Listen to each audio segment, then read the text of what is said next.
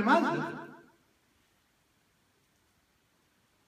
Ama maalesef bunlar rahmetli oldular ama bizim için bir yıldız olmaları lazım. Bizim için uşaklarımız. O burada olan tüm Türkmenler için. Keşke gelseydiler, bir arada burada konuşsaydık. Bir daha diyorum, eğer bir not var ise, bir şey var ise beraber burada sohbet etmeye memnun olalım, haz edelim. Sohbet edelim. Ben tutuk atmıyorum, gene diyorum, böyle konuşmacı da değilim. İnan hiçbir zaman için bu mikrofon kanşağında varda durmam. Bu Seyfettin Hamdi nedir bunları sattı? Nasreddin kardeşlik müzellasının muhtemadidir. Kerkük'te gelirdi bizden aylık toplardı, senelik şey toplardı, aidat toplardı. Geldiği zaman hepimiz sevar, uşağıydı, ayağa kalkardılar. Biz de bizim abilerimizle tek tek dükkanlarda gezerler. Hükümet bunu aldı. Aldı. Resmen aldı. Bunun da bildiği çok şeyler vardı. Bunun da bildiği çok şeyler vardı. Bunları hepsini saydılar. Gerçi bu rahmetli Necdet Koçak arkadaşlarının herhangi bir suçu da hakim tespit etmiyor. Yani devlete bir zarar verdileri yok. Bikâuhum hatar ala selametid devlet. Bunların kağıtlarında bu yazılı. Bikâuhum hatar ala selametid devlet. Tek bunda öyle sebep bir şey bulmuyorlar. Zalim. İdam olanla da vurucuydu. Yani biz tabii onları canı gönülden hepsini hatırlarız. Yeni idam olanları, eski idam olanları, 59'dan öncekileri, arada rahmetli olanları, işte 70'lerde rahmetli Tembel Abbas gibi, rahmetli Rüzü Raşad gibi, onların arkadaşları gibi bu gençler hepsi. O gençlerin üstüne 15-20 yazdı. Bizim hem bazım olmuyordu. Bunlar bir şey yapmıyorlar. Bunlar duvarlarda bir yazı yazdılar. Bu kadar bir şey için idam olunmaz. Vallahi billahi ve tillahi hatırlarım. 79'daydı, bazım geldi dedi sabahı gönderek Türkiye'ye. Dedim niye? Dedi duvarlarda dedim 4-5 sene hükmoğlu çıkar. Biz bunu iş gönderelim. Vallahi ben de bunu dedim diğer kardeşler. Cemaati tutulup bu da tutulup çok 3-4 sene. İşte bir aldılar içeriye o zaman çeşinden azalsın var. En basiti işte 8-10 sene 15 seneydi kurtardı. Yani bunlara hepsine biz borçluyuz. İster Irak'ta olsun, ister Irak'ın haricinde olsun. Ama biz de silkinmemiz lazım. Biz madem ki Türkmenlik, madem ki bunların kıymetinin kadrini bildik, biz de bir birlik beraberlik içinde olmamız lazım. Burada da memlekette de. Ama müstahale değil. Ne burada birlik beraberlik içindeyiz. Ne Türkiye'de birlik beraberlik içindeyiz. Ne Almanya'da birlik beraberlik, yani doğrusunu söyleyecek. Ne de Kerkük.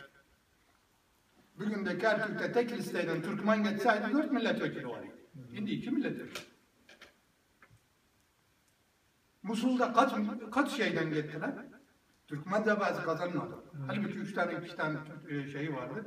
Gene başka yerlerden kazandı ama gönül ister ki bir ola halal olursa olasan bu memlekette bir olacaksan, harda olduysa o bir olacaksan, bir olmadıysa hiç olursan o zaman. İşte biz hiç olmadık. O zaman düşmana ne gerekiyor? Düşmana ne gerek var? Bu kadar düşman varsa içimizde, düşmana ne gerek? Halen de böyle. Şimdi geçen gün belki okuduğumuz televizyon demedi de Erşet Bey diri Sünni partileri, Kürt partileri Türkiye'den aramızı açmak isterler. Bu dünyanın arasında var. Bizim aramızı Sünni partiden Kürtler Türkiye'den aramızı açmak isterler. Bak bir kere dünyanın arasında. Böyle bir şey olmasa bugün de bir Türkmen lider bu hakikat demez. Şimdi isterse o internetten çıkardır ama şimdi de kaçar. Bu neye ispat ediyor? O Sünni partisinde ve o Kürt partisinde olan 4 tane satılmış Türkmen bu ortalığı karma karışık. Yani Allah En son sığındığımız şey Allah, her şeyin sonunda, başında bir Allah dememiz lazım, o dirikler. Allah birlik beraberliğimizi bozmasın. Allah yar yardımcımız olsun. Biz buraya gelirken adam başı birer kişi getirseydik, hatırına ne de olursa olsun, şu anda 20 ise 40 yıl. Gelecek sefer inşallah böyle devam. Yani hacı anlamadım. Her geldi. Dernek. İster öyle olsun ister olmaz. Biz katiler bundan 2 sene 3 sene var. Aynı böyle bir güzel münasebe vardı. Aynı gene 5-6 gene herkes dedi. Daha hanım arkadaşlar. Herkes şimdi haberi var. Talebe'nde devamlı az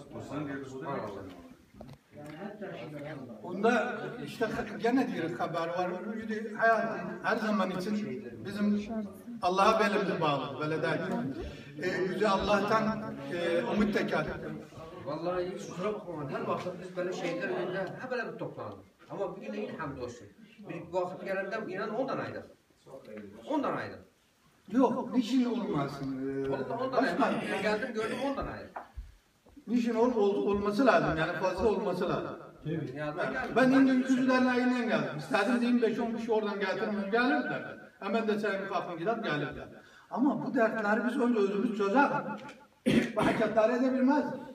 Yani şu anda yabancı olmadığı için içimizde bir aile tercih bu hakikatleri eder. Benim isterim işte Mehmet geldiğinde tahmin edilir miktar gelmez bir aile tercihiyse o için. Yani gene dediğimde 40'tan Allah birlik beraberliğimizi bozmasın. Allah şehitlerimizi affetsin. Yönetimimize Allah kuvvet versin. Teşekkür ederiz hocamlar öyle bir gece düzenlediler bizim için. Ama az da olsak, çok da olsak, 5 kişi de olsak bu şeyleri yapacağız. Biz Türkmenler olarak bunu yapacağız. Hoş günümüzde yapacağız, Türk günümüzde yapacağız. Bundan herkes emin olsun. Ha, bu ocak açık kalacak. Bu ocak açık.